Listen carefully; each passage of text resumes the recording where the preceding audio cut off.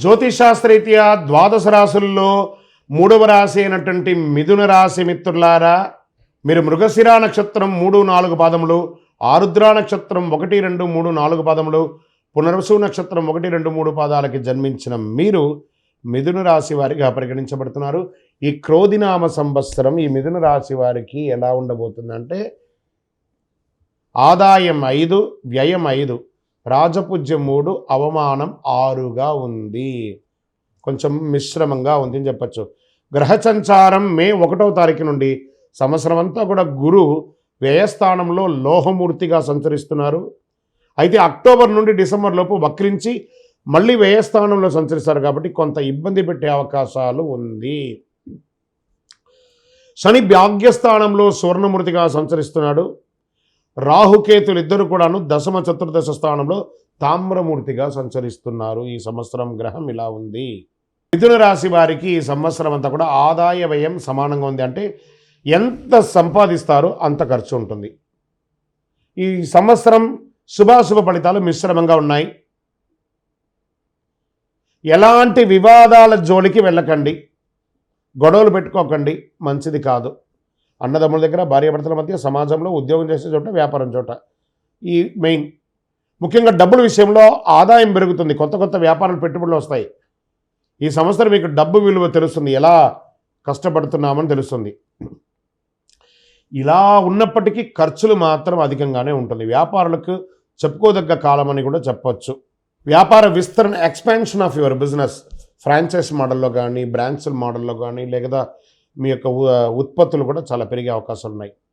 ఇల్లు కట్టడంలో కానీ, వాహనం కొనడంలో కానీ, స్థిరాస్తులు కొనడంలో కానీ ఖర్చు పెరుగుతుంది. దీనికోసం రుణాలు చేసే అవకాశాలు బాగా కనబడుతున్నాయి. అంతర్గత శత్రువులు పెరుగుతున్నాయి. మిత్రుల కంటే శత్రువులు అధికంగా ఉంటారు. భూమి కొనుగోలు విషయంలో, భూమి రిజిస్ట్రేషన్ విషయంలో, భూమికి సంబంధించిన పత్రాలు ఒకసారికి 4 సార్లు చదివి సంతకం పెట్టి కొనండి. భూ వివాదాలు పరిష్కారం అవుతాయి. పాత రుణాలు తీరుస్తారు.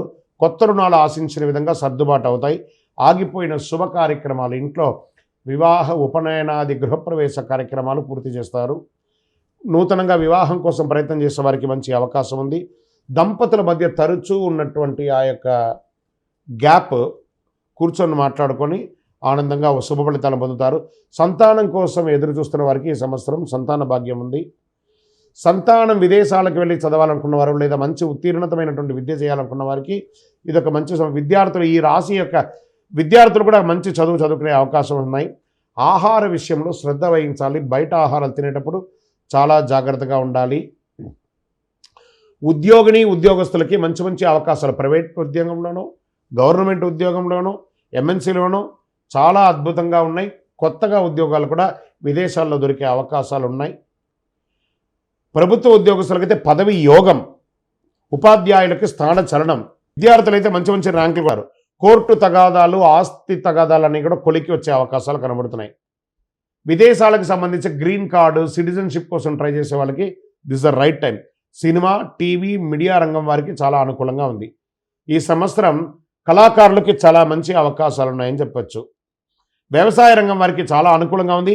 విశేషమైన లాభం గోచరిస్తుంది. మెడికల్ రంగాల వారికి కూడా చాలా అనుకూలంగా ఉంది. వేడుకలు, శుభ కార్యక్రమాల్లో పాల్గొంటారు. వస్తులాభం, వస్త్రలాభం ఉన్నాయి. సొంతంగా ఏదైనా చేయాలనుకుంటే బాగా ఆలోచించి మీ శ్రీమతి దగ్గర లేదా మీ శ్రీవారి దగ్గర సలహా తీసుకొని దిగండి. కొత్త సంస్థలు స్థాపించడానికి ఇది ఒక మంచి సమయం. ఆరోగ్యం పట్ల జాగ్రత్త. తరచూ వైద్య పరీక్షలు చేయించుకోవడం లేదా ఒక శస్త్రచికిత్స జరిగే అవకాశాలు కూడా ఉన్నాయి. జాగ్రత్త. సూర్య భగవానుని ప్రార్థన చేయండి. అయ్యప్ప స్వామి వారిని ప్రార్థన చేయండి.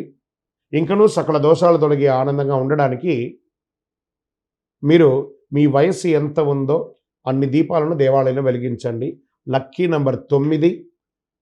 బుధవారం మీకు చాలా కలిసి వస్తుంది. బ్లూ రంగు మీకు చాలా కలిసి వస్తుంది. మీ యొక్క వ్యక్తిగత జాతకాలని తెలుసుకోవాలనుకుంటే మీ పరిసర ప్రాంతాల్లో ఉన్నటువంటి సద్గురువులను సంప్రదించి జాతకం తెలుసుకోండి. లేదా మా ద్వారా తెలుసుకోవాలనుకుంటే మా టీవీలో కనబడుతున్న డిస్ప్లే నంబర్కి మీ పేరు, date of birth, time of birth, place of birth WhatsApp చేయండి. విజయవస్తు.